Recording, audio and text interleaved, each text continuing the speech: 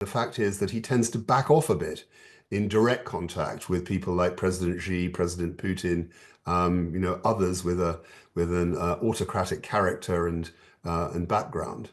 He's not tough in that overall sense. He's tough on trade, confrontational on trade. Talk of all the raises in tariffs and so on, which he's talked about on the campaign trail.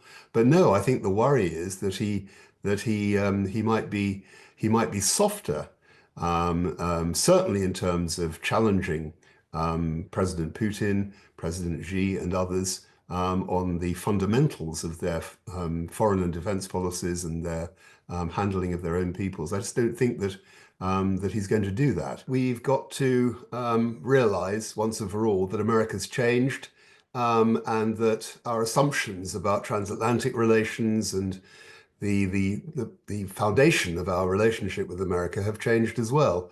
And that means a number of things for us, particularly in a world where we've also left the European Union. So I would say that what Keir Starmer has already done in trying to establish the basis of a working relationship with Donald Trump was absolutely the right thing. Ditto David Cameron when he tried, back in the summer. So I would say that we've got to make an effort to work with them. We've got to work on the basis that there are going to be fundamental disagreements between us on areas of policy such as Europe and the Middle East and climate change and everything else. But I think we should, above all, think about our own interests. We should accelerate the reset with Europe, which Keir Starmer has started, but it's moved fairly slowly so far, and hope that we can form some sort of productive relationship with the new Trump administration. I think Trump feels benignly towards the UK, but there are so many of the things he said and believes which are counter to our interests and beliefs that we have to tread warily, and I think always keep a bit of distance between us. And that's what all countries should do. They put their own interests first, but it's a question of how and in what context. And America, in the whole of the post-war period, has managed to put its own interests first, but at the same time would define those interests as including being the head of an important transatlantic alliance in NATO and working internationally around the world with partners. And that has changed fundamentally in the last decade. I think it was changing already before Trump.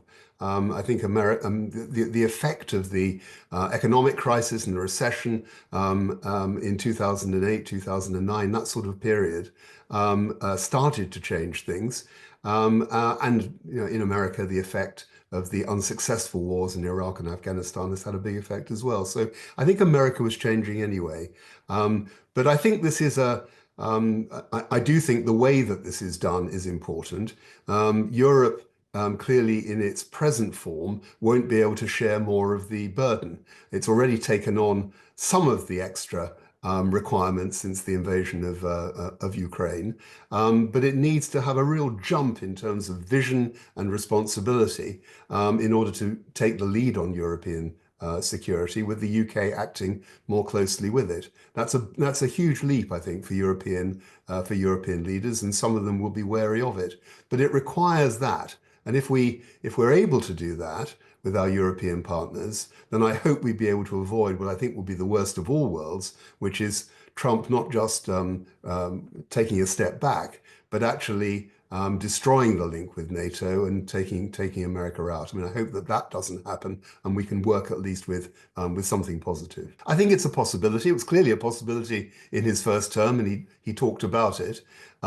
Equally, if they were to be explicit about the fact that they don't any longer believe that it's right for America to come to the defense of their European allies, as they're obliged to under the treaty, then that would also be a wrecking amendment.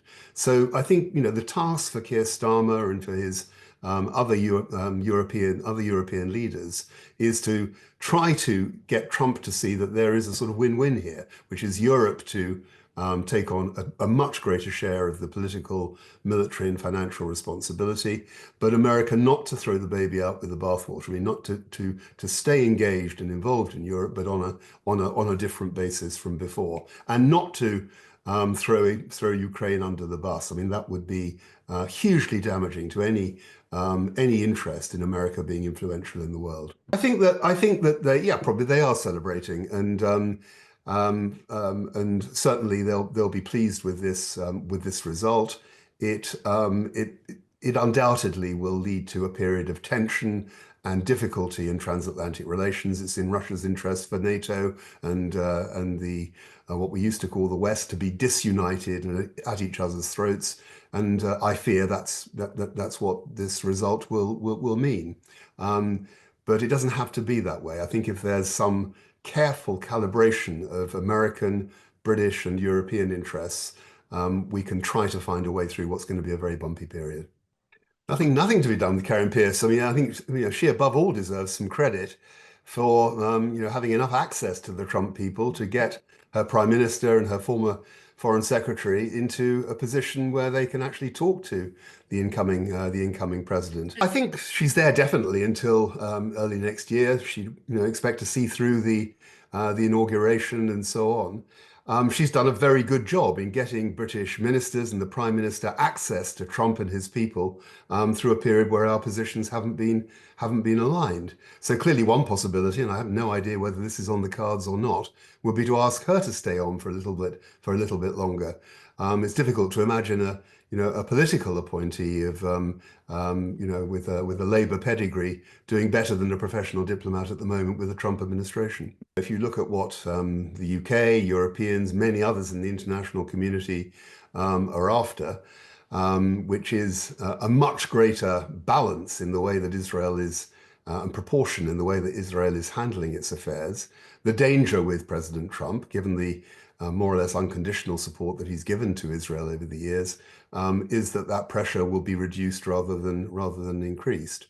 And I don't think it's a complete zero sum, because when Trump was in office, he and his team did put together these Abraham Accords, which were a significant and positive change in the Middle East. But of course, their big drawback was that they didn't deal with the Palestinian issue, which has now erupted into such a serious tragedy in Gaza, but spreading into Lebanon and Iran and everything else. So Ukraine and the Middle East present an incoming President Trump with dramas, conflicts, and divisions, which he just didn't face when he was president last time round.